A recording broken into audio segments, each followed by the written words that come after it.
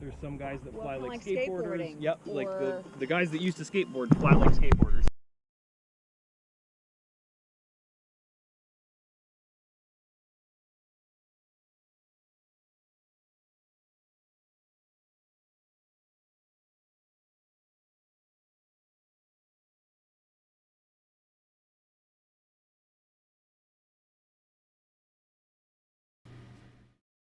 Should be good now.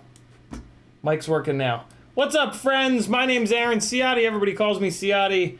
Just fixing this little technical thing here, and you can call me whatever you want. There it is. All right, awesome. How is everybody on this fine Workbench Wednesday? We are going to continue with and hopefully complete the flight controller swap on this beater, basher, smasher, glide, and yeah, I'll show you guys how to do a dump. I'll do a dump. I'll take a dump. I'll do a dump while taking a dump. From one flight controller to the other. The only reason why I'm willing to do that in this case is that I'm putting the exact same flight controller in. Yeah, if you're going to a different flight controller, I don't recommend it because God knows what could be buried somewhere in the different targets to cause some issues. So, but yeah, if you're putting in a new flight controller, it's the exact same thing. You can usually get away with taking a dump. Words to live by.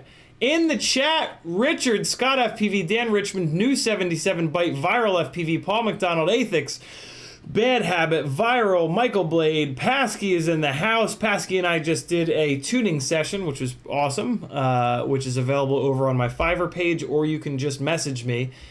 Tuning, flight coaching, flight instruction. If you want to fly a little bit better, I can help you out. We'd link up in Velocidrone and I can spectate you while we do a voice call. And also build planning. If you want to stop buying parts that catch on fire, I can help you out with that. I've wasted thousands and thousands of dollars. There's a shelf over there with all blown up stuff on figuring out what stuff is garbage and what stuff is good. Gavin Ozane, June Loco, Michael Blade again, Viral again, Robin Duckett, sorting through, Blithen. All right, looks like I got everybody. Welcome, friends. If you want to talk directly to me, all you've got to do is type CiottiFPV. It'll light up an orange, just like you see here. You can put an @ in front of it, but you don't have to. Michael Blade tagged me and said happy Wednesday. June Logo tagged me and said what's good, yo, what's good collective. Gavin calling out no audio, thank you for that. Robin Duckett says, hey man, Grizz FPV is in the house. What's up, Grizz? He says, what's up? Ricardo, Ricardo, how do I pronounce your last name? Can you type out like a phonetic pronunciation of your last name? I just can't make my mouth do those. Ferreira? It's either Ferreira or Ferraria. Ferraria? I don't know why my brain can't process Ferreira.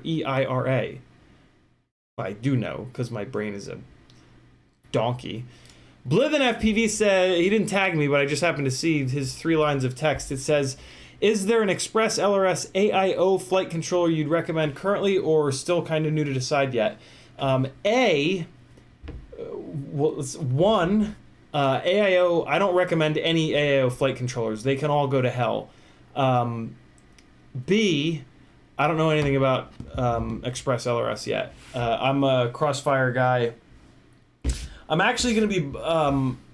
do any of you guys have a Crossfire full-size module? The light version, though? I don't need the super expensive Bluetooth version. That you don't want anymore, that you're getting rid of? I'm gonna search around on I'm gonna do it right now, actually. FPV Exchange to see if I can get a used one. But yeah, I need one. I'm done with the micro module. I think my micro module might be failing, but it only goes up to 250 milliwatts. I'd rather have the full-size module that I can just put it up at a watt and just irradiate babies and catch their hair on fire. I don't know. Your guess is as good as mine. That way, I can also cause microphone interference every time I turn my transmitter from like 4 times as far away, so that'll be good. I like to make these live streams as unwatchable as possible. Why did it go to Facebook? That's not at all what I wanted. There it is. FPV Exchange. Crossfire Light. Let's see what comes up. This is how FPV Exchange works. You search for the item that you want, and it'll show you. Sometimes it's all in one listing. Sometimes there's a couple listings. See, this has 10 sellers. We want to look at that one. This is Grayson. You always look for the one with a whole bunch of sellers. There'll usually be one of these items that has a whole bunch of sellers. That's the one that you want to click on. And then this is what it looks like. Nope, that ain't it. This is what it looks like here. So I can see that Abe Harris, I guess this is not the light, this is the full-size Bluetooth one. Abe Harris is selling one for $208.95, and then the rest of these are stores. Drone FPV Racer. I guess these are grayed out because they're out of stock, which is pretty, yeah, there's the stock status there. So yeah, you can see who doesn't have it in stock. OneDrone.com, Drone Factory, Drone Shop, Buzz FPV, those guys all have it in stock. Banggood has it in stock, and it gives you the prices for each one of these. It's a really cool website. But yeah, I'm not looking for this full-size expensive one. I just want the light. So it looks like Friendly Hobbies has it.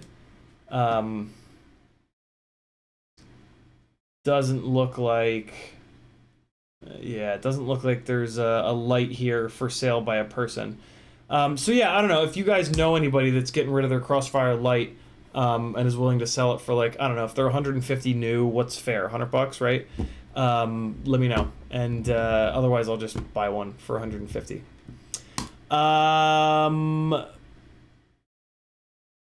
Blithen says he actually might have one. So yeah, Blithen, if this is what you got, that's not the one I have. Okay, no worries. No big deal. I'll probably buy one new, just so that, you know, I have the peace of mind that I'm getting something that hasn't been molested by one of you fucking freaks. Since you have to be freaks to watch this. Questy Williams is in the house. He says, what goggles do you own and what do you use most? I've only ever owned 2 sets of goggles. The first was a VR 006, 007 eSheen box goggle. You know, wearing a toaster on the front of your face, as somebody in the chat described it yesterday. And then I bought... when I bought them, they were the newest and best Fat Sharks, which were the HD3s. The day that they arrived, Fat Shark announced the HDOs, so I got to have the newest and best Fat Shark goggle for about an hour at my desk at Benefit Focus as a project manager, and then about an hour into my day, Facebook exploded with, new Fat Shark goggles, HDOs, buy now, at the same price as this gangly fuck just paid for the HD3s. But the HDOs have less field of view than the HD3s, so fuck them. B-Man FPV is in the house. He says, what's up, fam? What's up, CiottiFPV? So I was just doing a quick camera swap on the main Cineglide, which is pretty boring, but you know, it's a thing. For some reason, I was on a shoot yesterday that had a 6 o'clock call time, so you know, big brain Andy Ciotti over here figured, well, you know, get there, start flying, wrap up flying by like 7 or 8, daylight, everything's cool. But I got there, nothing was ready.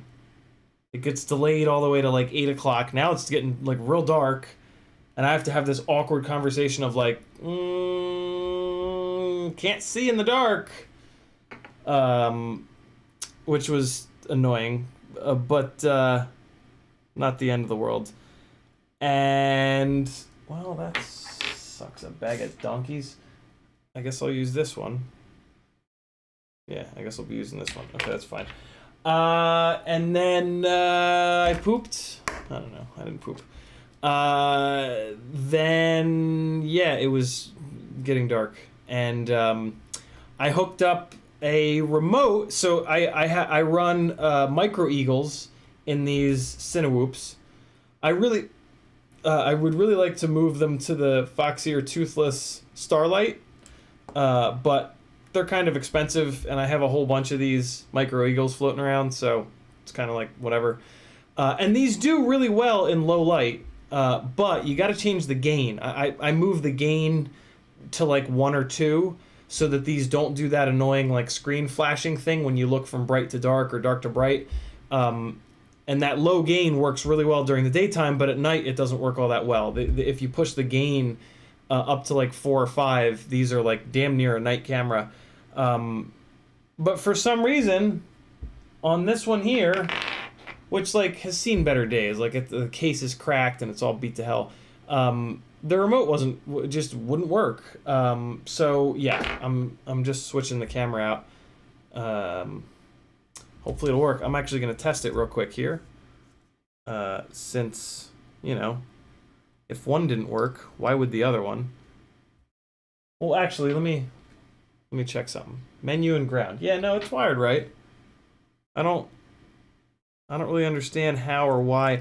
Oh, by the way, so this is the Cinewhoop that was having the video noise problems, where the grounds were on the ESC. After a bunch of abuse and flying, it's still, I mean, on that live stream, I tested it and the video noise was gone, but now that I've actually flown it, can confirm video noise is gone. It was, yeah, that's what I thought the problem was. It's good to get it confirmed though. Yeah, hooking your VTX up directly to the ESC can produce, it depends on how much capacitance and how much filtering is built into the ESC. If it's got a lot of filtering and capacitance, usually you're fine. If it doesn't, you can get video noise. And this was a case where I was getting video noise. I moved the ground and the power up to the flight controller, and all is right with the world. So that was terrific. Where did that battery go? I threw it. So let me check really quick. God damn it, I put my goggles away too.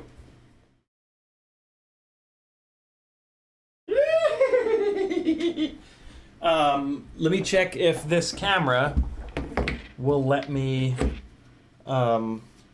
change the thing in the place. What are the words? The menu. Let me see if it'll let me into the menu. Yep. Cool. Okay. That's all. Good to go. Look at that CiottiFPV sticker on these goggles. Isn't that satisfying? And it's holographic. Look at that. Yeah. I really got to take pictures of these new stickers and get them up on the Etsy store. Speaking of, this is my full-time job. If you'd like me to keep live streaming, keep putting out flight edits, keep doing all the things that I've been doing, you can go to CiottiFPV.com and click a bunch of buttons and support the ever-loving shit out of me. Patreon helps out the most. It's the closest thing that I have to a paycheck, but everything else helps as well. There's a Fiverr page over there. There's an Etsy store with a bunch of stickers. There's a Teespring link with a bunch of t-shirts and mugs and hats and shit. Oh, hey, look. I decided to just straight up change the design. So if anybody got the Kill All Carbon in red, you've got yourself something that nobody else does, because I have changed the design permanently for Kill All Carbon to the 2-color version, which I think looks a little bit better. So yeah, there's the t-shirt with the new bean logo on the back, and yeah, I changed everything else. There's the tote, which is out of stock, which makes me sad. And then I got a sample of the phone case and of the t-shirt on the way. So yeah, there's the new Kill All Carbon. Why is it duplicated? What? No. All right, I gotta fix that. Here's the old designs. Lots of cool stuff. Get yourself a t-shirt. These are all premium t-shirts. Like they're the t-shirts that like fit really good. This is one of them from Newbie Drone. They're the better quality, softer t-shirts that when you get them, you're like, whoo, I'm so fancy. You might not rub yourself. That's probably just me. But, you know, you spend a little time. Why do I keep rubbing myself? Ooh, I feel so nice. Ooh. Ooh. Ooh. I'm special. Ooh. I treated myself. Ooh. You know what I mean? I don't know, man. I don't know. You made the decision to come here. Don't get upset with me when it gets weird. So yeah, they're all premium shirts. That's why they're a little more expensive. Viral says, "You good?" I'm all right. I'm all right. I'm real good. Wednesdays are always nuts because Wednesdays I have talk therapy, which is sometimes very difficult, very emotionally draining. Today was not one of those days. Today was actually a really, it was just a great session about good things. I mean, it's always about good things, but sometimes they're good, difficult things that you're trying to fix about yourself. But today was yeah. Therapy's always good, man. If you guys haven't been to talk therapy yet and you have health insurance, you can find somebody that'll probably charge you like $5 or $10 a session. Fucking go. Like I don't have health insurance. Here's why you should go. Because I don't have health insurance and I pay $140 a session. So go because you'll only pay 5 or 10 a session, and then, you know, when you like look at how much you pay for healthcare, you'll be like, well, at least I get $560 a month of talk therapy for all this money that's coming out of my effing paycheck. Or maybe that's just me that always thought like that. I'm sure it's not. What's up, Paulie Lee? B-Man says, I upgraded to the full size, so I got the micro, good condition. You're looking for the Crossfire micro module? I got on there. No, I have the micro, B-Man. I'm looking to go to the light, the full size light. I don't need the full size with Bluetooth. But yeah, I want to go up to the full size light so that I can have 1 watt. I have a feeling that my micro module is just failing, which is why I'm having some of these issues. But yeah, and it feels weird to replace the light with another light. I feel like with the shit that I'm doing, I want to have absolute maximum power, so it just makes sense to finally bite the bullet and go up to the full size one. You know what I mean? So yeah, I think that's what I'm gonna do, is go up to the full size to Family Guyver says, wow, my therapist only charges $65. Yeah, I've had therapists that were less than this, but Sean, my current therapist, Sean, is like, so he's the 5th or 6th therapist that I've been to, I think the 5th, and like, he's just, you get what you pay for. Like, he's just phenomenal. I mean, I've had more personal growth with him.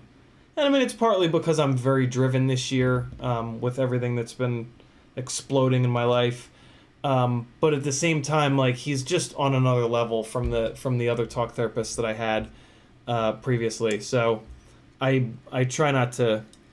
I'm never bitching, and I hope it doesn't come off as me bitching and moaning about how much. That's not my intent. It's more me just like, yeah, saying like, if you have insurance, this is why you have insurance. You know what I mean? Like, this is why insurance is so expensive, I guess you could also say. But I digress. Sway on FPV says, what do you think about the Gep RC Phantom, or what other quad would you recommend that uses 3S 450 mAh batteries and is under $200 Australian dollars? Sway on FPV, I think you asked, did you ask this same question Monday? I feel this is like an eerily similar question. I don't know anything about the bind and fly rigs. None of these companies send them to me, and I can't afford to buy any of them. So yeah, I don't really know anything about the bind and fly stuff. Your best bet is probably to check out Nick Burns. He gets sent everything. So he tests a lot of that stuff. or just, you know, figure out which ones you're interested in, type them into the Google search, the YouTube search, and you'll find somebody doing reviews on them.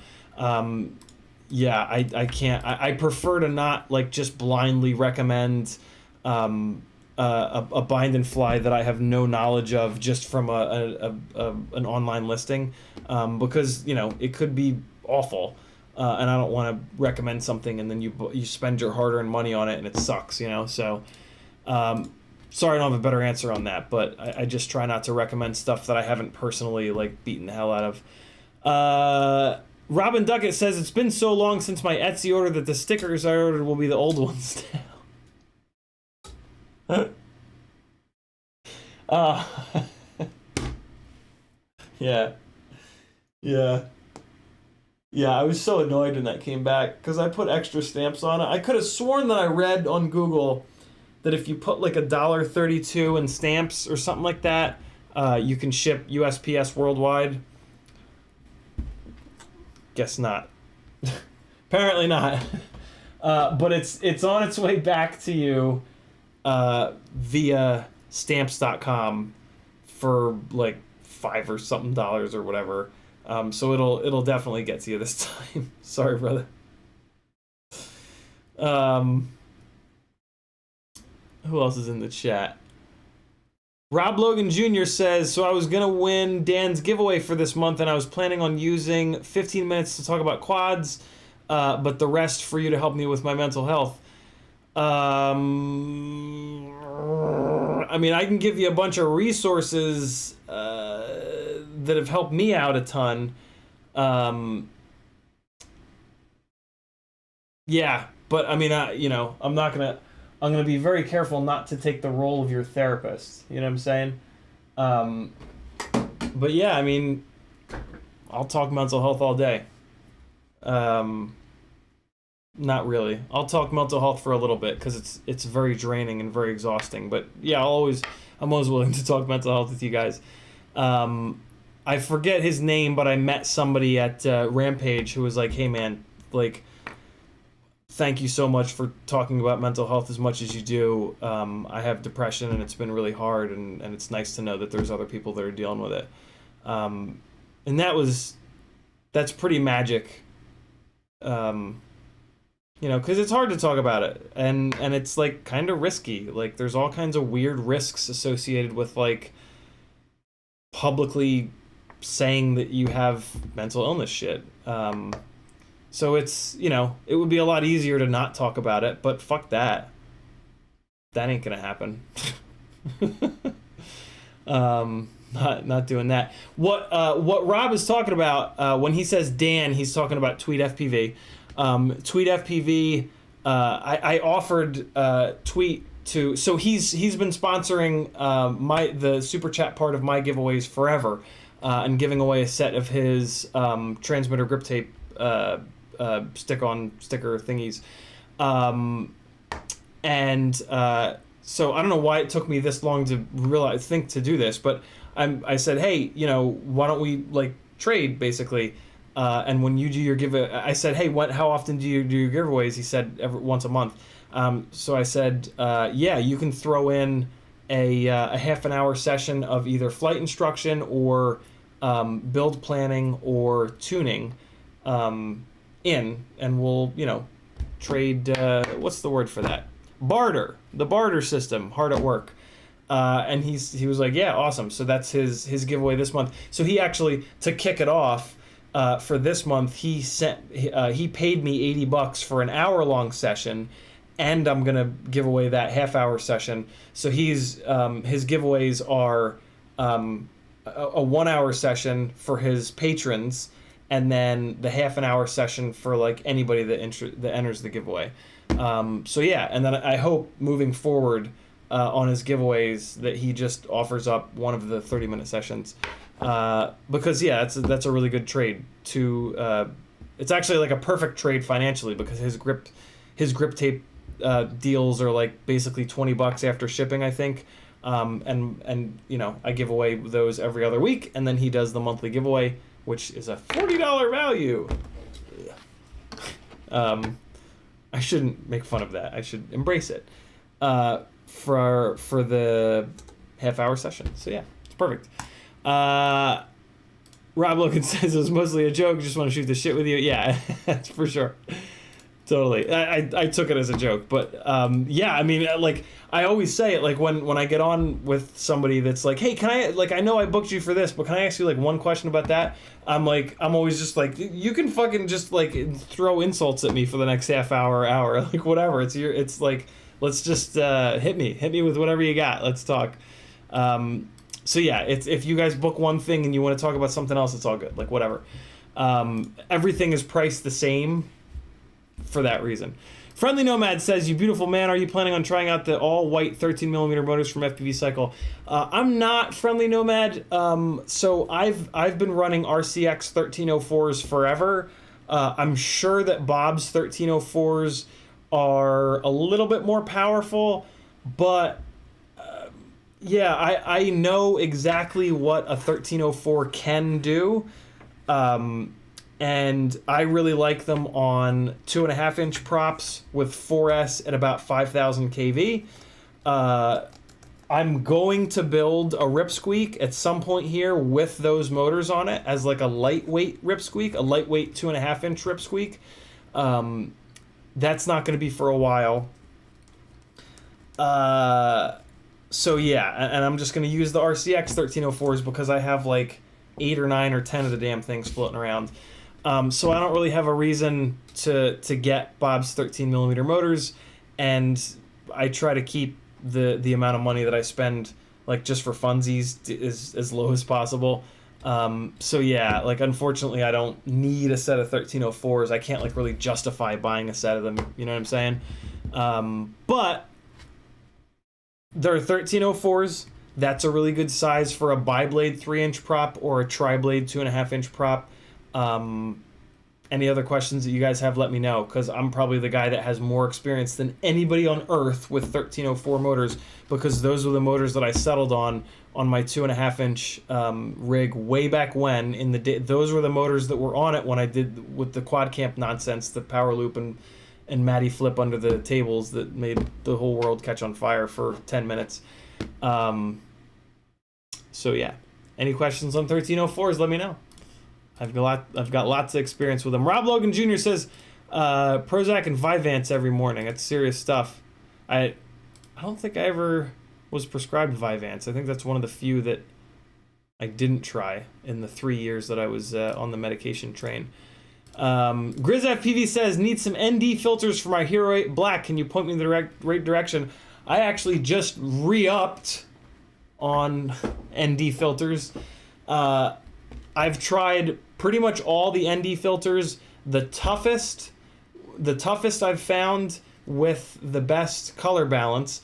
A lot of times with ND filters, they'll go purple. The FPV Cycle ones were a little purple, and the Camera Butter ones, I believe, were a little purple as well. The TBS Jello Guard is the best that I've found. It's also the most popular. So when you go to buy a 3D printed a TPU GoPro mount from like Brain 3D or BMC 3D, and you ask them in the notes, or if there's an option for, you know, fits ND filter, the TBS Jello card is going to be the ND filter that TPU mount is designed to fit, so it'll fit perfectly in it. But other than that, yeah, they're the toughest and they're the best. They're the most neutral is the way that photographers would describe it. They're the least purple is the normal human being description. Brett Marak says, would Zing 1105s with Avan props be okay on a 2.5-inch Ripsqueak? Not really, Brett. That's going to be pretty overpropped if it's a 2.5-inch tri-blade. If you were to do a 2.5-inch bi-blade, you'd be okay, but don't do that. You're going to be looking for a 1304 or a 1404. That's the size motor that you want to put on a 2.5-inch tri-blade propeller like the Avon Rush 2.5-inch. Raven187 forgot to type CiottiFPV, but I just happened to see the comment. Did you ever try the 1505 4300 motors from RCN Power? I had them on a 3-inch Gemfan 3052, good old days of 3-inch. I don't know of a 1505. I know of a 1506. I think that's maybe what you're talking about, Raven. And I put them on a Ripsqueak, Acrobrat for a while.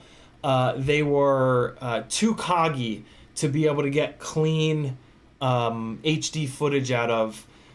And they also made so much power that they just annihilated all my batteries. I was running that rig at the time on like 4S 450 mAh batteries, and they just kicked the shit out of those batteries. When motors are really coggy like that, a lot of times they also make a ton of power. And yeah, that was okay, Raven. So Raven says they were made for Hobby Cool specifically. Don't know why they went with 1505. So if you still have those motors, or if you look them up, you'll notice that they're 1505 plus. The plus means that they're 1506. Those are the exact same motors as the pink and blue RCN Power 1506s. I have both actually, and I took calipers out and I measured the stator and everything, and I just looked at the looked at them, and yeah, they're the exact same motor. Yeah,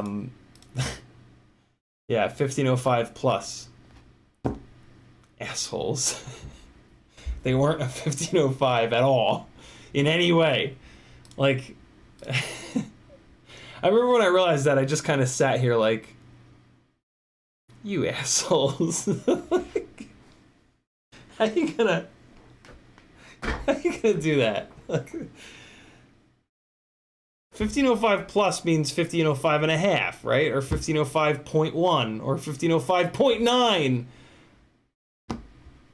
But I digress. Yeah, those motors were brutal. S. Grace says they sucked the juice out of a 4S 850 too. Doesn't surprise me, man. My God, those things made so much power. They were just violent. All right, I gotta remember to fix this Teespring page. Opened up FPV Exchange. Where's the live? There it is. Okay, so this is back in here. Let me throw this top plate on. Any other questions you guys have? Because in a second, when I get this screwed back down, I'm gonna start working on the glide, and I'm a little bit less able to answer questions when I'm over there. So, any other questions you've got, fire away, because it's about to get a little bit less Q&A and more Ciotti's fingers wiggling around and the soldering iron creating smoke. Raven says they were not durable at all. One crash bent 2 bells. That's actually pretty surprising, because they had, what I really liked about those motors is they had 3mm motor shafts, which is very unique for micro motors. And actually, I think those are the smallest. What's up, Mike? I think those were the smallest motors to ever get a 3mm motor shaft. I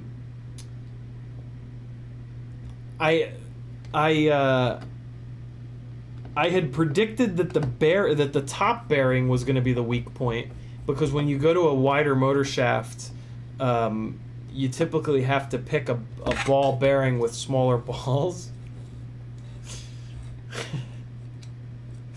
Why am I such a fucking 8-year-old?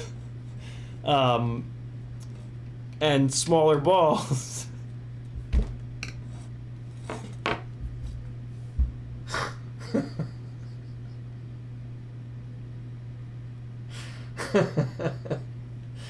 As we all know, smaller balls aren't as strong.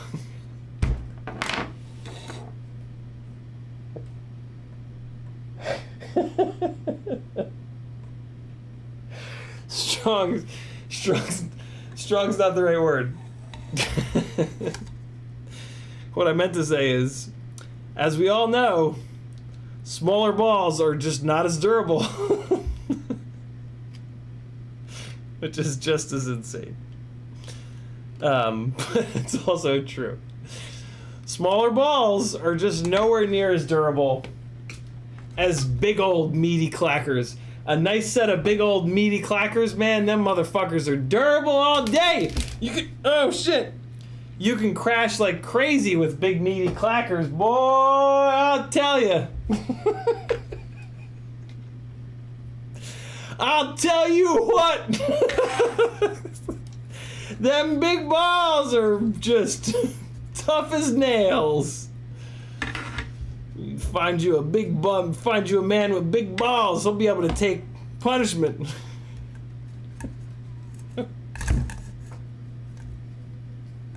What the fuck? I'm so sorry to anyone watching with children in the room. You should have known better. Unless this is your first live stream here, you should have known better. You should have known better. Dan Richmond says, do you ever use 1600 ISO on the Session 5? God, no. What do you use to switch the settings? The GoPro app? I do, Dan. Although, to be honest, I don't really move the settings around on my GoPros. There's like a blanket set of settings that I put on them as soon as I get them, and that works 99% of the time. Mainly because of ND filters. I have basically I restrict the ISO from 100 to 400. I leave the shutter on auto. I lock the white balance at 5500, and that's it. Yeah, that's it.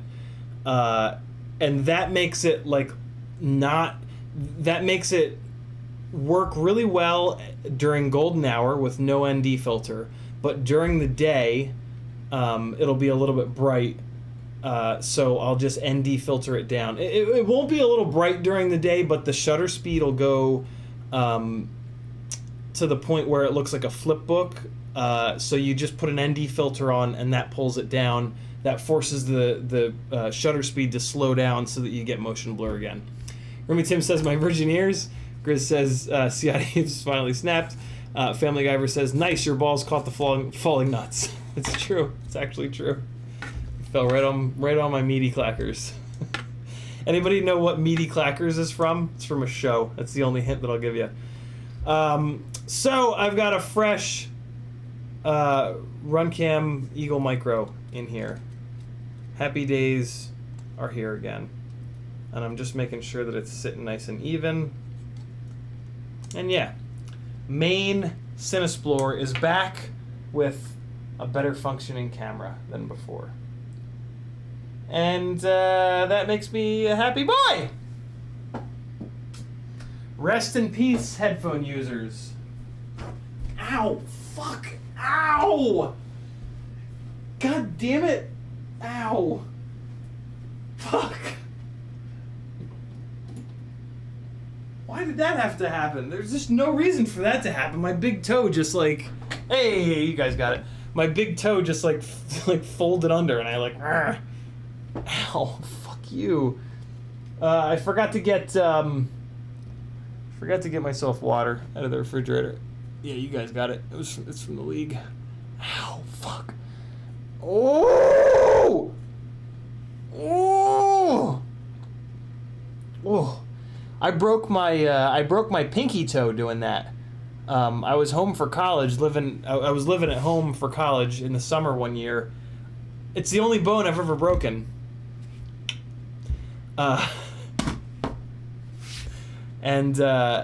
Yeah, like my pinky toe just like bent under and I stepped on it and it fucking broke. It was so annoying. Wait, no, I was actually in high school, come to think of it. I was in high school. It was during the summer. That's why I was living at home, yeah.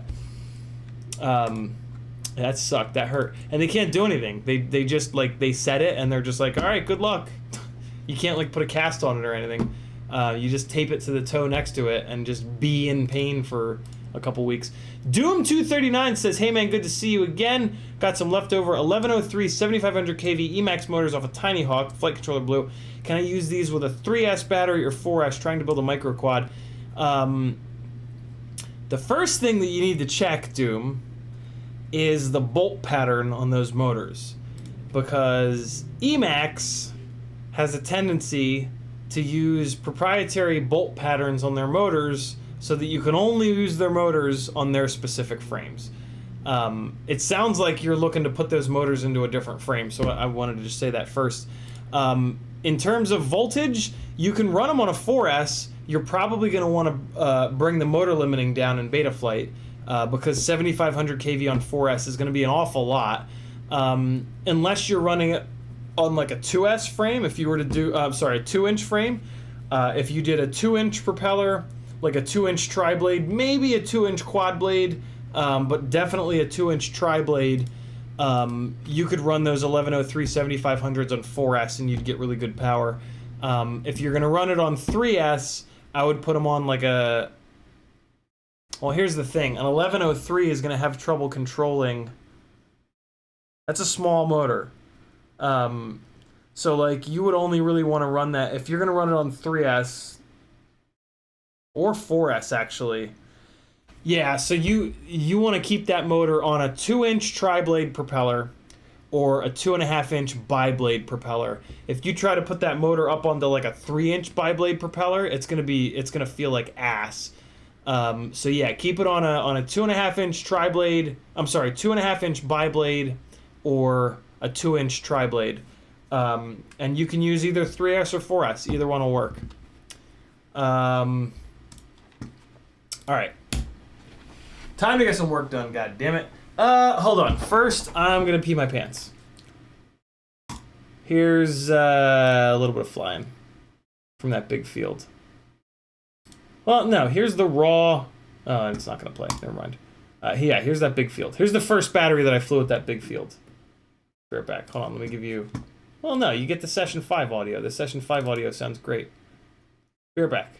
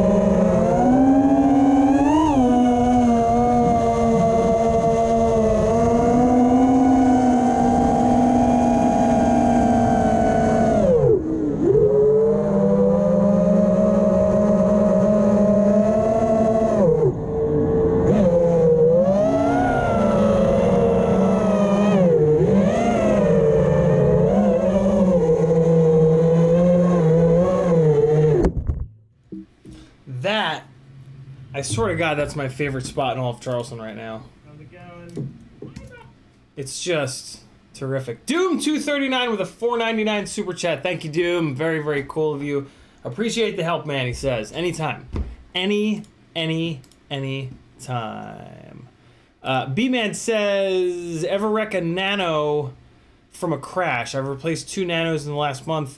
Both just lost range. When I took them off, I noticed a component was missing on one. The other looked fine. You talking about, it sounds like you're maybe talking about a Crossfire Nano? No, I've never had a Crossfire Nano fail on me. I thought maybe the Crossfire Nano is what was bad in the rig that is at the bottom of the sea, but then I had a fail-safe with another rig recently, on another Nano, which is what's leading me to believe that I might be having an issue with my module. But yeah, I shrink wrap my Crossfire Nanos with the thicker, more rubbery shrimp wrap, and it really protects them well. I've never had one let go, and I just like kind of gently zip tie them down with VHB so they're in like a good spot, and I don't really take much abuse from crashes. So yeah, I've never had a Nano. A Crossfire Nano let go, if that's what you were talking about. All right, here we go. It's all about that shrimp wrap. Brandon's baked beans knows. You don't. Oh, hey.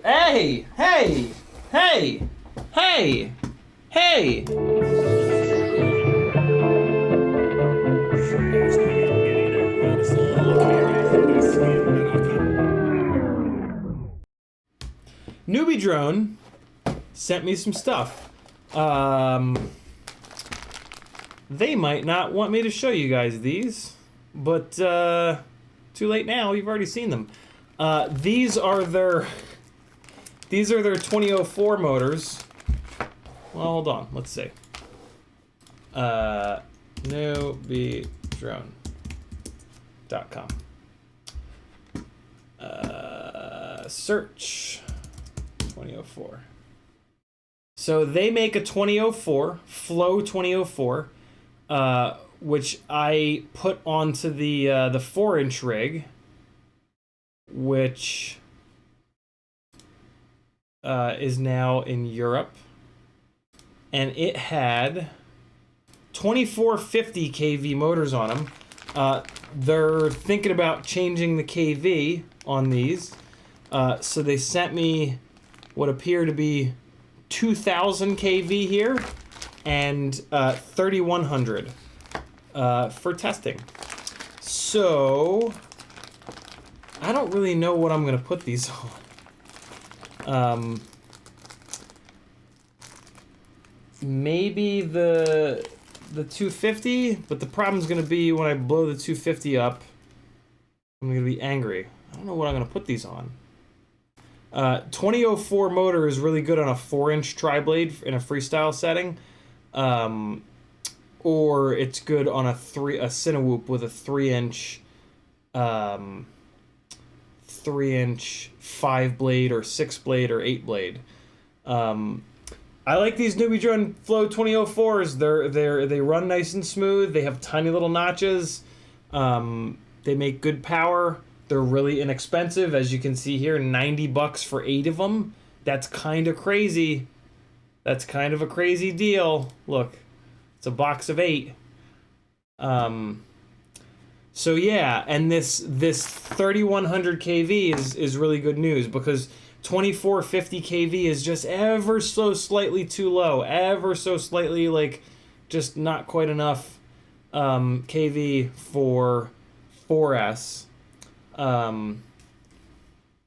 in my opinion, for like super hard, super aggressive freestyle kind of stuff. What the hell am I gonna put these on? So I want to. Well, I guess they sent these. I guess they didn't really send these for for testing in terms of durability because it's the same build. It's the same durability as these other ones, as the ones that they've been selling. So they basically sent them over to test, for me to test the KV. So that's actually kind of great because I can put these 3100 KVs onto this Cinewoop. Because these Brother Hobby 2004s, the shafts be slipping, and these are 3150 kV. Cool. That unexpectedly worked out. Wow. Okay, that's pretty rad. Let me just check. I want to just kind of compare the. I want to compare the notchiness between them. Because I will make no sacrifice. I will make no sacrifices when it comes to smoothness on a working rig, you know. So let's see real quick. There's the Brother Hobby. Okay. All right, nice and smooth. Little tiny notches. Oh. It's definitely going to make more power, but it is more notchy. It is more notchy. My guess is that it's not too notchy. Like, it'll probably be totally fine. But it is definitely a little bit more notchy. Or more coggy, if you prefer to use that word. Interesting. Well, the other Cinesplore, which is on the Axis 2004s, is like good to go. So what I'll probably do, that rig has a 15 degree Hero 8 mount. This one has a 5 degree. I find myself, when I fly a Cinewoop, I usually want to fly it slowly, and I usually also want to fly it backwards. So I almost always end up using this one because of the 5 degree mount. But what I'll do is, I'll take this mount and I'll put it on the other one, and then the other one will be my primary, basically. And then I'll switch the motors on this one, because these Brother Hobby motors, like, there's one of them that the bell is already starting to slip on, and I don't have any extras, and these motors have been discontinued because of this problem. So I need to get these motors off, is what I'm trying to say here. Yeah, it's this one. It's motor number 2. The shaft is starting to slip on the bell. So yeah, cool. I will swap these over, and then I'll be able to let them know if the KV, that when, like, the KV is kind of like theoretical. Like when they wind the motors, there's like a theoretical KV. When you then fly the motors, the KV could be a little bit different in the real world. Is the only way I can think to explain that. But so yeah, you need to have somebody like test the motors to make sure that they're performing the way that the theoretical KV actually is. Although, I mean, I guess if there's a bunch of other people making the same motor and you just take their motors and clone them, I guess then you can just steal their KV rating. But maybe that's not what Newbie Drone did, you know? Grizz FPV says, have you tried the Aerolite 2004 yet? I have not, Grizz. You know why? Because I realized that they're only really, they're specifically meant for the 250, in that the wires come out at a 45 degree angle. I was gonna put them on the other Cinewoop, the backup Cinewoop, because I like the 3500 kV, but the wires come out lengthwise. So if I was to put it on the Cinewoop, It just doesn't make sense. The wires would come out at a 45-degree angle like that, and it would just be stupid. It would actually, the way that I have these built with a little race wire, it would be impossible to solder them up to the race wire without like a big ugly mess of wire. So these are going to end up on the 250. The X Nova 1804s are going to come off the 250, and these guys are going to go on it. I'm going to take those 1804s, and I'm actually going to build a ripsqueak with them. I'm going to build a big, beefy, 250-gram, gnarly, nasty ripsqueak on 1804s with the big, thick ripsqueak arms, the 3.4 millimeter thick arms with T-motor 3140 propellers. And we're going to get fucking nasty. That's going to be a basher ripsqueak. I can't wait to do that build. And I'm bouncing back and forth. I think since it's going to be a basher, I think that I'm going to run it with a hybrid on board. Initially, I was thinking that would be an Insta360 Go 2 carrier, but I'm pretty sure that the Insta360 Go 2 is not going to withstand like abuse. And like I have the damage protection from Best Buy and all, but it's going to be like a week, maybe 2 weeks turnaround every time I break it. So I don't necessarily want to sign that thing up for such torture. It makes more sense to me for the basher to be the one with the onboard, invincible camera, basically. So essentially what I guess I'm going to do is I'll take the one ripsqueak that's on the Brother Hobby VY 1504.5s that I was gonna put the Toka 1606s on that, or 1505s on that. Instead of doing that, I'm gonna put the X Nova 1804s on it with those nasty ass T-motor 3140 props, and job done. I think that's the one that, oh yeah, I'm definitely doing that, because all I have to do is swap the motors, because that rig already has the thicker arms, because those Brother Hobby motors are 12 by 12 mount. So I won't even have to change the arms on that rig, and that rig's got the hype. So yeah, I just have to pull the 250 apart, yoink the motors off of it. Here's the thing though, the 250 flies so good right now with those motors on 3.5-inch props. It'll fly just as good with the aero lights. But the aero lights are a little too big for the 3.5-inch prop. Those 1804s are perfect for the 3.5-inch props. These aero lights are a little bigger, unnecessarily bigger for a 3.5-inch prop. These will turn the shit out of a 4-inch prop, but I don't like the 250 on 4-inch props. It's a little too floaty. But it'll be fine. What I was going to say is, at the same time of doing that, I also want to move. I know this is going to sound nuts to you guys, but stick with me here. I'm actually going to move that 250 off of the 20 by 20 stack and onto an AIO. I know.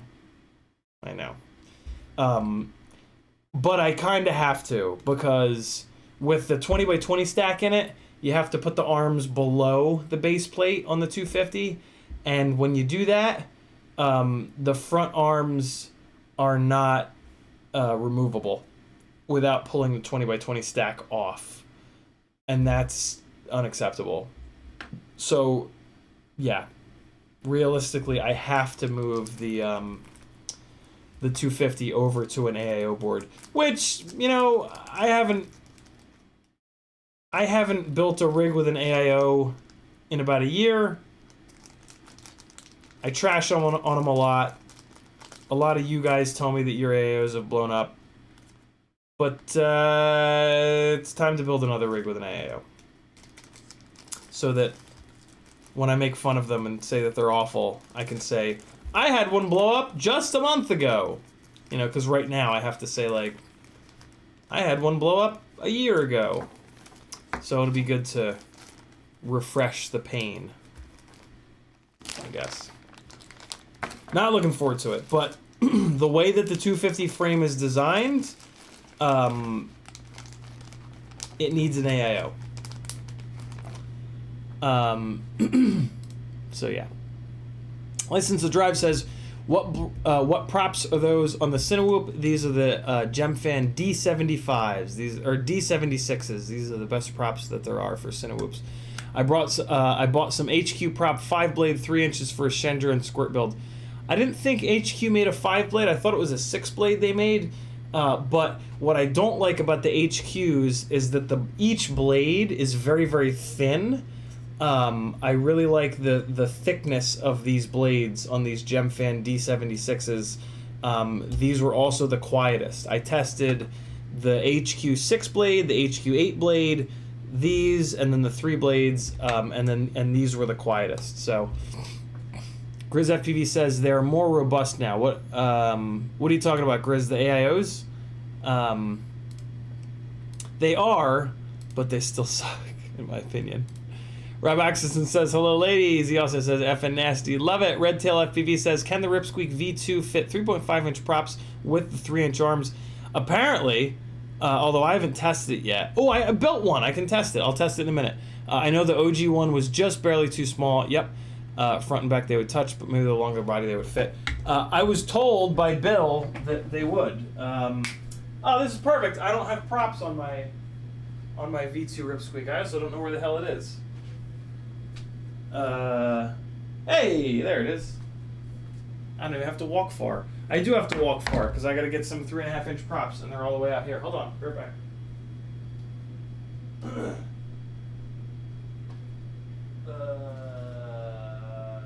Hey.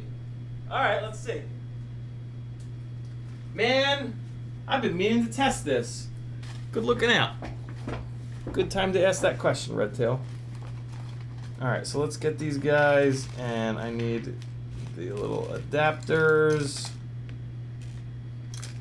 Let me get a fresh one that's not all banged up. All right. Ow, don't touch me. What's touching me? Don't touch me. Let's have a look. So the front was the problem. I think it used to clear in the rear, but it wouldn't clear in the front. So let's check the front first. Apparently this will clear, which Bill said he did this on purpose because the 3-inch GEP RC prop guards are 3.5 inches in diameter. So he said he designed it this way so that you could run 3-inch props with or without prop guards. So let's take a look. So it will clear. Mine's not clearing because of the TPU. But if the TPU camera holder was not here, then it would clear. So the solution would be, so this camera mount that I've got is a double screw. See that? So the solution, and look where it hits. It's dead center. So it's basically going to depend on the well, so if you build yours without a RunCam hybrid, you'll have a much thinner piece of TPU here, and it'll be farther down. So yeah, you'll be totally fine. But if you build with a RunCam hybrid, you know, you would just take a soldering iron and just burn through the TPU there. You would have enough TPU above and below it. Oh man, that's going to be kind of sketchy. Yeah, I don't know. Troubleshoot it and let me know how it goes. But yeah, you can see here that it will clear. It will absolutely clear. I'm just lifting the blade up above the TPU, and it will clear. And if the front clears, the rear will definitely clear. Yeah, the rear. Well, I mean, I'm having the same issue where it's hitting this zip tie. But yeah, I could just move the zip tie down a little bit and it'd be totally fine. So yeah, confirmed. Ripsqueak V2 clears 3.5-inch props. That's pretty gnarly. As long as you figure out how to get a camera onto it. which I don't know. I mean, I don't know how I would do that with a run cam hybrid on board. I don't think I would.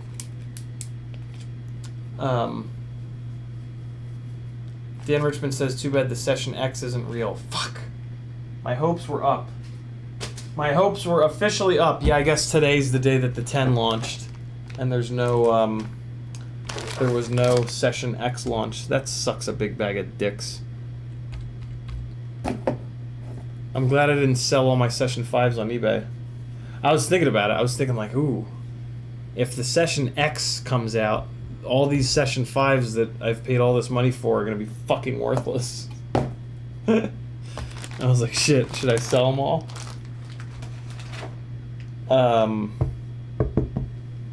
Okay. What did I get this back out for? Oh, I got this back out to look at the KV of the motors. That's right. You can go back in your home, friend. Good questions, guys. As always, good questions. All right, let's swap this flight controller. I need to get this done. I need to have a basher freestyle rig again.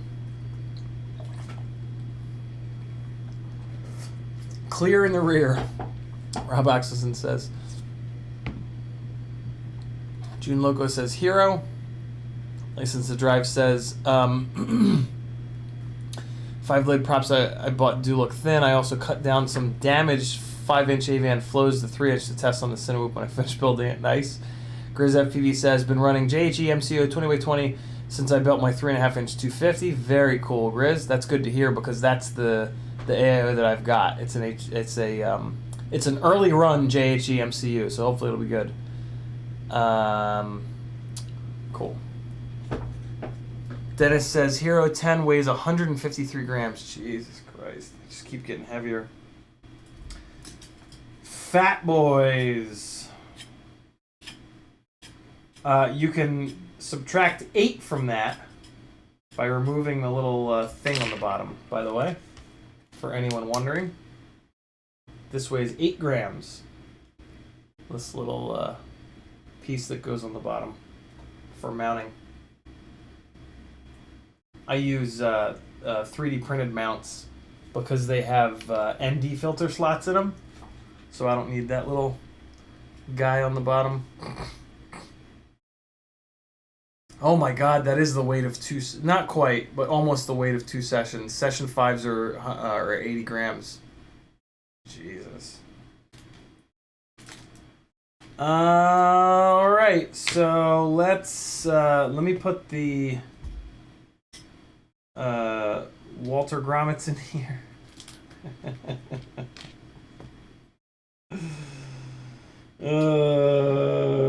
Dad jokes.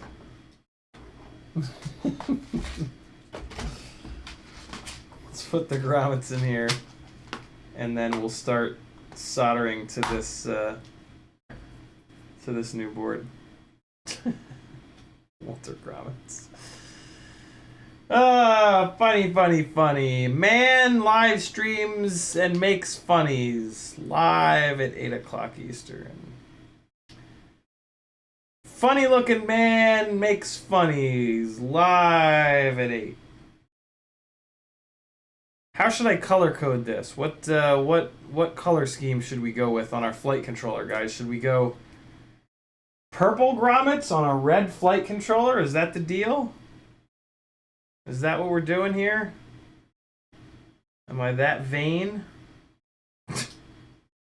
Vain's not the right word.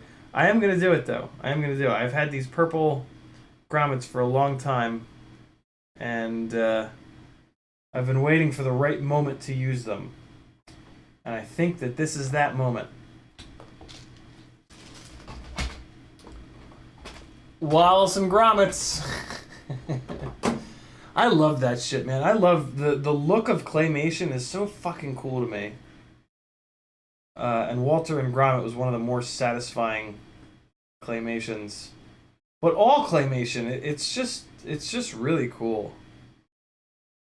Such a neat, like, I don't know why it's so cool. Very satisfying, maybe. You know what I mean? You know it's real. You know it. A lot of different ways to stuff these things in here. I've gotten pretty good at just using a pair of tweezers. That's what she said. Alright. Just one of those things that, like, just sit on the couch and just take your time. Oh my god. These are kind of wide, these grommets. I wish these grommets weren't so wide. Walter, the Chinaman is not the issue.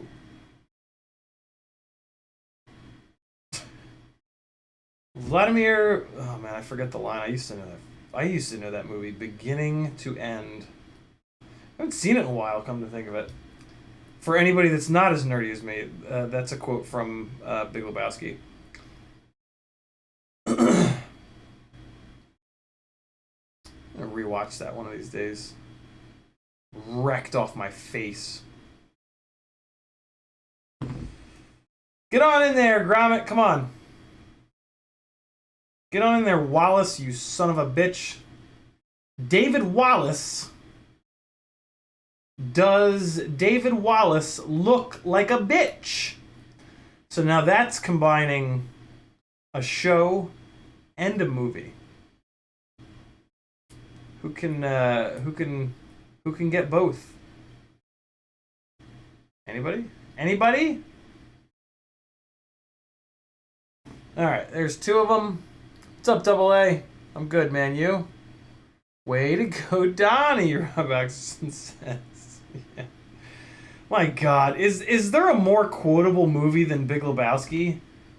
I defy you to name a more quotable movie than the biggest of the Lebowskis.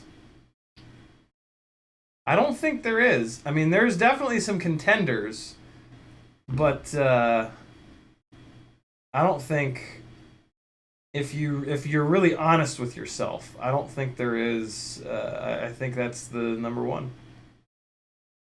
If you're gonna lie to yourself, then you know. But if you're honest with yourself, you're gonna find that I'm right.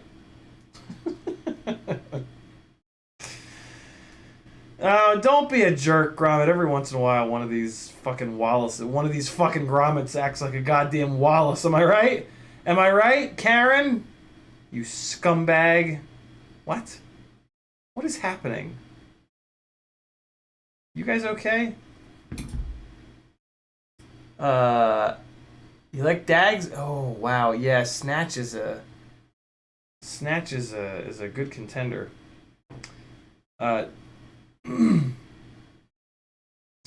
Snatch is a strong contender. That's a funny sentence. To anyone that doesn't know that there's a movie named Snatch that's very quotable. You like Dags? No. I don't like dogs. Like Dags? Dags. What? Dags. Fuck, man! I used to be able to quote all of Snatch too, and now I can't remember that. I can't remember that scene. I can't perfectly remember that scene line by line like I used to. Probably a good thing. Probably a good thing. Watching movies enough times that you can recite them beginning to end, line by line. Maybe not the best way to spend your Friday nights. Maybe not. Maybe. I mean, you do you. There we go. All four pretty purple grommets have been installed. Soldering iron is being turned on. Now it's time for serious quad business. Ready? And go. I'm going to start things off with the tip reconditioner. Yeah, anything Monty Python, that's true. That is true. That's fucking boomer shit, though. I don't want to hear it. Big Lebowski is our generation. Monty Python is a little bit Generation boom. Know what I'm saying?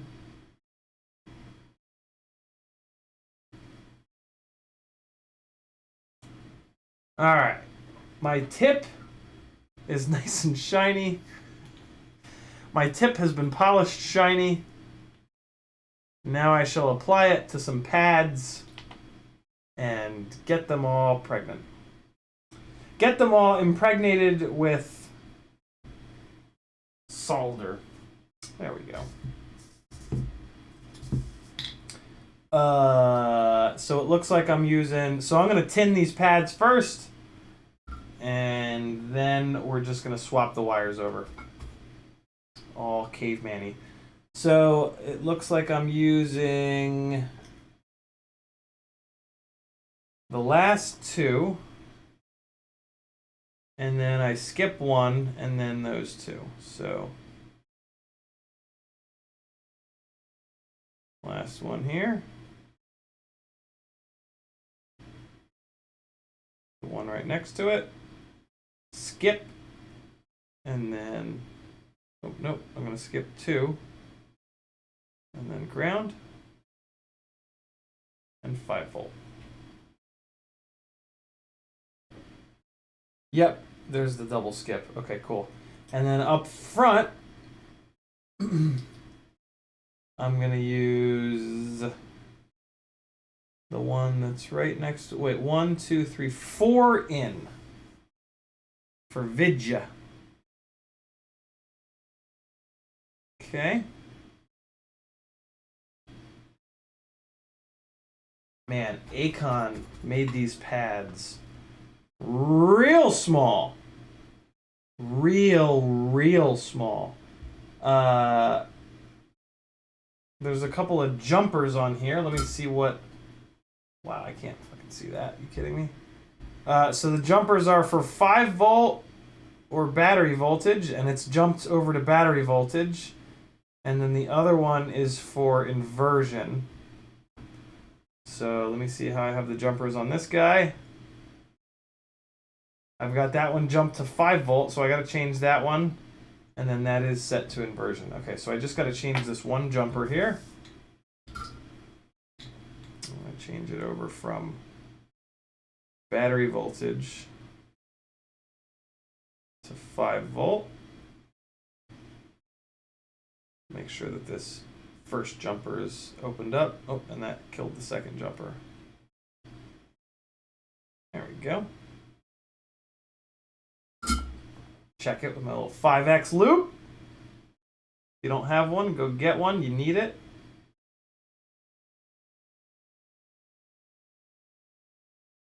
Yeah, that'll work. Okay, and then on the other side of the flight controller, oh wait, no, in the front, I'm using a couple more. All the way off on the side here for VTX and T3. Where the hell did the solder go? There it is. All right, so we're going to tin T3. And we're going to tin whatever the hell this one is next to it. All right. And then on this side, I'm using the last two, ground and 5 volt. And I think that should be it. Those are usually the only pads that I use. So here is ground and 5 volt. Oh shit. God, these pads are way too small. Let me make sure that it bridged to the one next door there, but yeah, I got it cleared off. Okay. All right, that's it.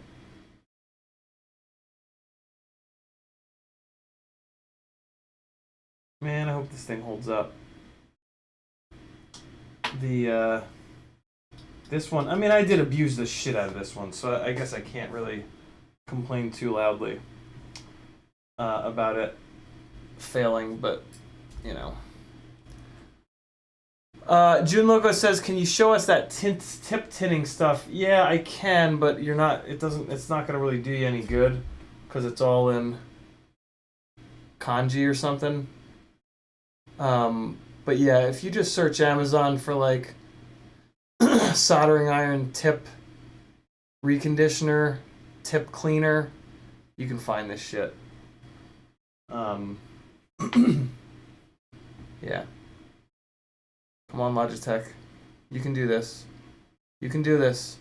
Keep trying. Try harder. Come on, try harder.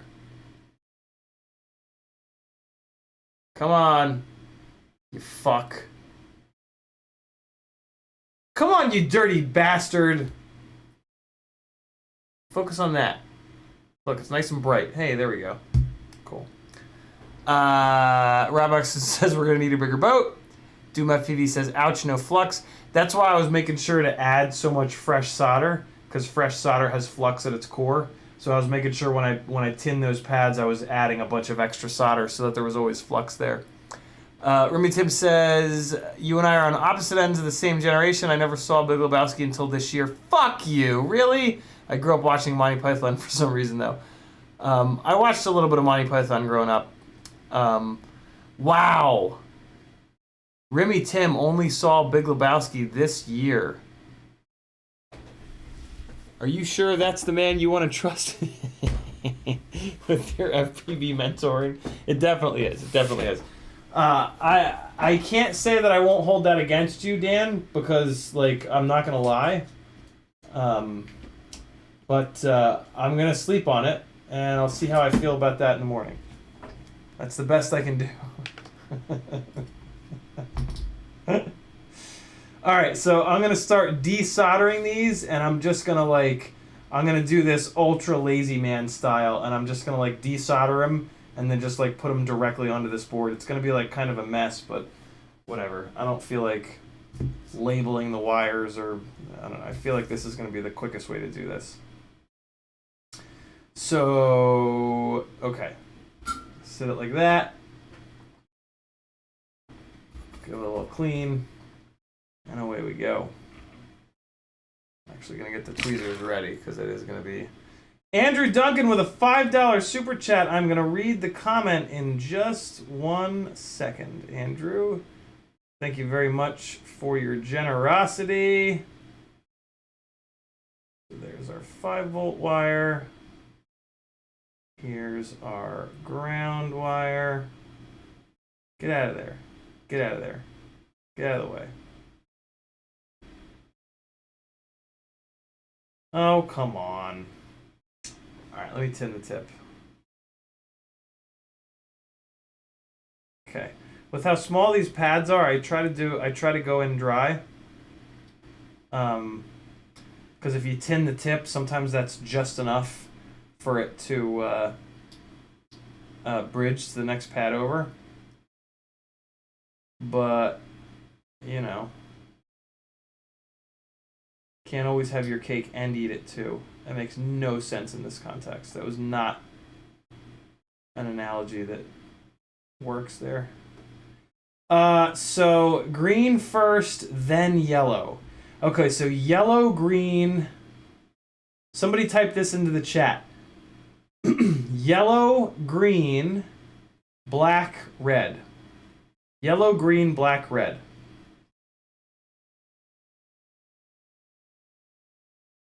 God forbid I forget in the next 14 seconds. And nobody type it wrong to fuck with me, please.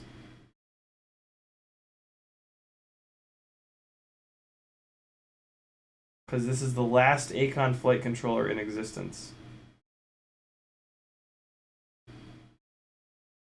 Oh, that's fine. Close enough. Alright. I'm just going to move this out of the way. And I'm just going to pull this little friend in here. And we're just going to put the yellow on first. Then the green. Then the black. Then the red. Alright, so we got yellow first.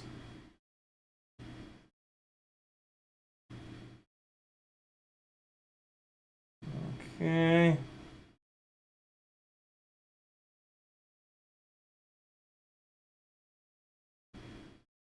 Alright, good.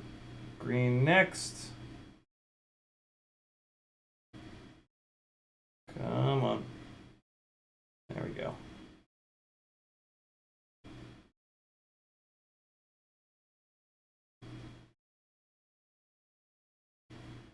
Get on there, you little fucker.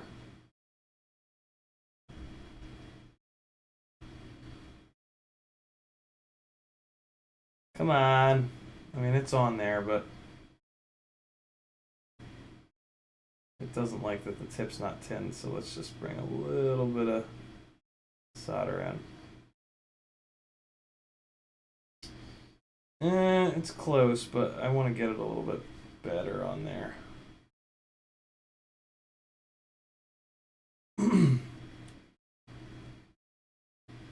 Come on. There we go. There we go. That's where, yeah, that's it. I just wanted to be holding the wire in the right spot. Okay, so then ground, then voltage. And then I'm going to take a second and read that super chat.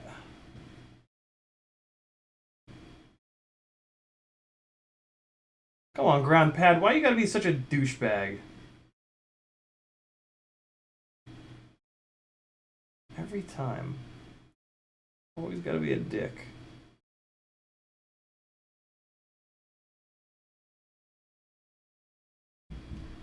There it is. Ground pad is good to go. Now 5 volts. And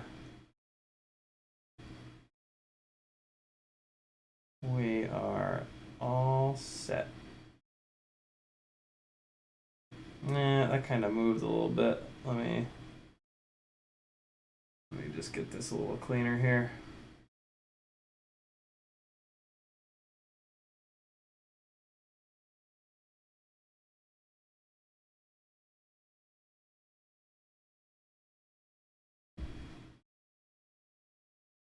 All right, I think that looks good, but let me take a look with some magnification. And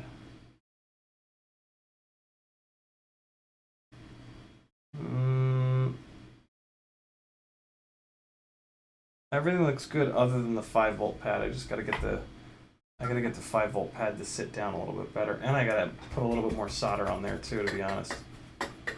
So let me just reflow this one real quick, rework this one, I should say. I'm not really reflowing it.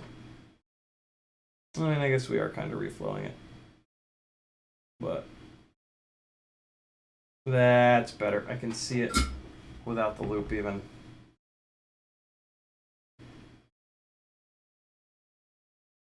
But getting a little close to the pad next door. Should be fine, but I'm a maniac, so I'm gonna just make absolutely sure. Just gonna rework it one more time. Again, these pads are just absurdly small on this Acon. That should be better. That was just like the most minuscule of changes, but it was only ever so... Yeah, now we're good. Now we're good. Now we're totally fine. All right, cool. Andrew Duncan says, Ciotti, my man, my whoop board died. I need to know what you would buy for a 2S whoop board, DSMX protocol. Looking at this beta, F405 2-4S 12 amp AIO V3. DSMX protocol I never look at, so I'm not going to know anything off the top of my head. And 2S, I don't really know any of the 2S boards. The V3 newbie drone board, where the hell is it? Claims to be able to handle 2S. So does the V1 newbie drone board, and it overheats on 2S. So it's hard for me to recommend the V3 newbie drone board.